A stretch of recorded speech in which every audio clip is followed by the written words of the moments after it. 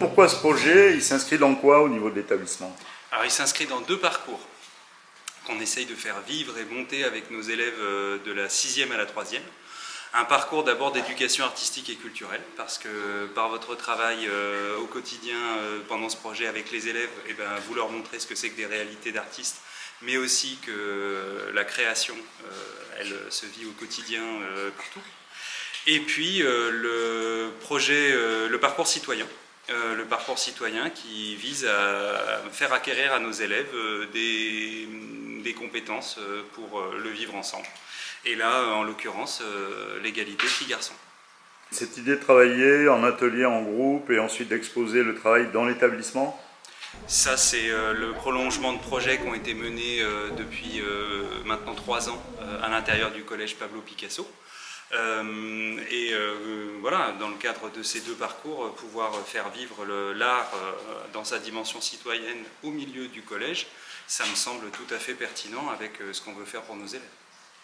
Qu'on utilise en fait, les dessins des enfants, des collégiens. Eh bien, ça contribue vraiment à faire en sorte qu'ils puissent s'approprier leur collège, parce que c'est leur collège avant tout, et de pouvoir le décorer avec ces figures féminines éminemment respectables et qui sont là pour nous rappeler que la science, elle est ouverte à tous et aussi à toutes, qu'on reconnaisse enfin ces femmes dans leur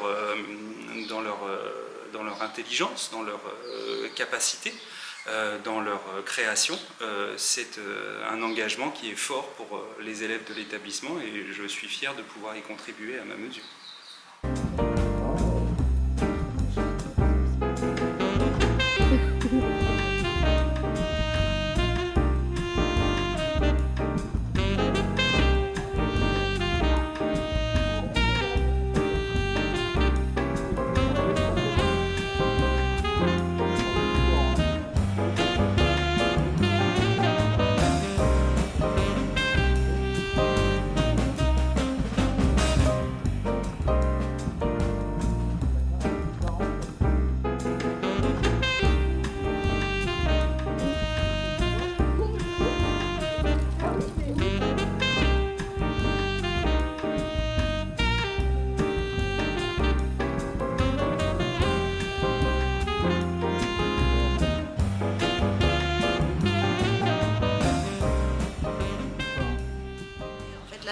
On travaille donc en lien avec les enseignants de sciences.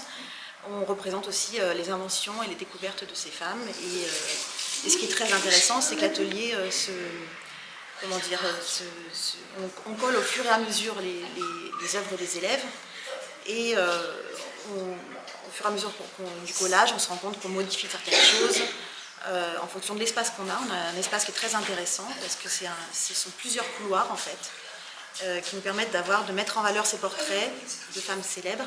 Les élèves ont fait quelques croquis, parfois sur une séance. Alors c'est pas forcément des choses extrêmement abouties, mais c'est pas grave, c'était des premières idées, c'était des premiers jets. Et à partir de ces idées-là des élèves, on s'est inspiré de tout ça pour présenter les inventions. Voilà, on fait des équipes, ce qui nécessite pour les élèves d'être particulièrement autonomes parce qu'il faut qu'ils apprennent à travailler un peu tout seuls. Et ça c'est très intéressant, très enrichissant pour eux. Beaucoup nous ont surpris par leurs initiatives, par leur envie de vraiment faire partie du projet au sens où je vais chercher une citation, je vais chercher le nom de la personnalité scientifique, le nom de ses inventions, je vais chercher des images. Ils ont été force de proposition et c'est ça qui est vraiment très intéressant. Tout n'était pas figé à l'avance, je crois que c'est pour ça que ce projet est intéressant. Moi je les découvre autrement, c'est pas du tout une salle de classe, on est à mi-chemin entre les vacances et l'école. Donc on est dans cette espèce de zone de transition qui est très intéressante parce qu'on n'est plus détendu évidemment qu'en classe, on a des plus petits groupes, on a des élèves investis, motivés. C'est intéressant de les voir évoluer aussi comme ça dans cette configuration-là. C'est un atelier qui se passe très bien, je suis très contente de cet atelier. Ça s'est toujours très bien passé, d'ailleurs les années précédentes aussi. Moi ce que je trouve formidable, c'est que la première année, je crois qu'on avait à peu près une vingtaine d'élèves. On a commencé les fresques au collège. L'année dernière, il me semble qu'on en avait 27. Et là, on est à 50 élèves qui participent. Donc on est à un peu plus d'un dixième du collège. C'est quand même formidable de voir que les élèves s'investissent avec plaisir. Et peut-être que l'année prochaine, on refera un atelier, je ne sais pas. Et puis peut-être qu'on sera 70, pourquoi pas. Tout est possible. Voilà, les élèves se réapproprient, effectivement, s'approprient les lieux, c'est leur collège. Et ça, c'est formidable.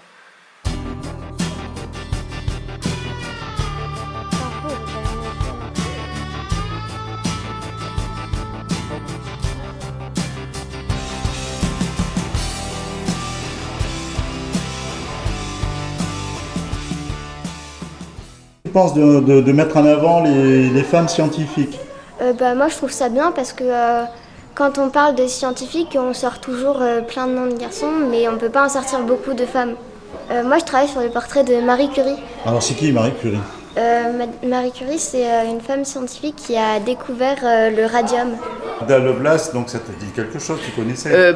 Oui, c'est celle qui a créé du coup le premier programme informatique, du coup pour la machine analytique de Charles Babbage. Qu'est-ce que tu penses de ce type d'atelier? Est-ce que ça t'intéresse? Est-ce que c'est intéressant pour les élèves? Oui, ça m'intéresse. Et puis aussi, c'est intéressant pour les élèves parce que ça peut leur permettre de connaître d'autres personnes qu'ils ne connaissaient pas avant, d'apprendre de nouvelles choses aussi.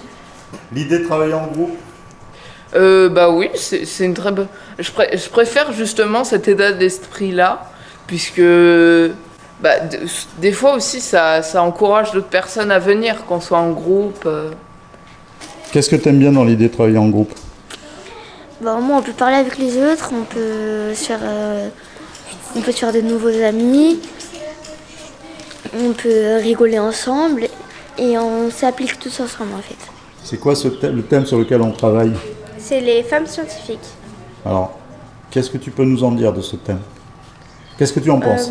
Moi, je pense que c'est bien parce que ça les met en avant, surtout qu'elles ont fait beaucoup de choses incroyables et que même si elles sont connues, on les met pas assez en valeur et je pense que c'est très bien de faire ça. Cite-moi une femme scientifique ce matin qui t'a intéressé. Ada Lovelace, je travaille sur elle, donc j'ai cherché quelques citations et puis j'ai aussi peint son portrait. C'est qui ce personnage un peu surprenant? C'est la première informaticienne qui a créé un programme informatique et je trouve ça incroyable parce que c'est pas donné à tout le monde quand même.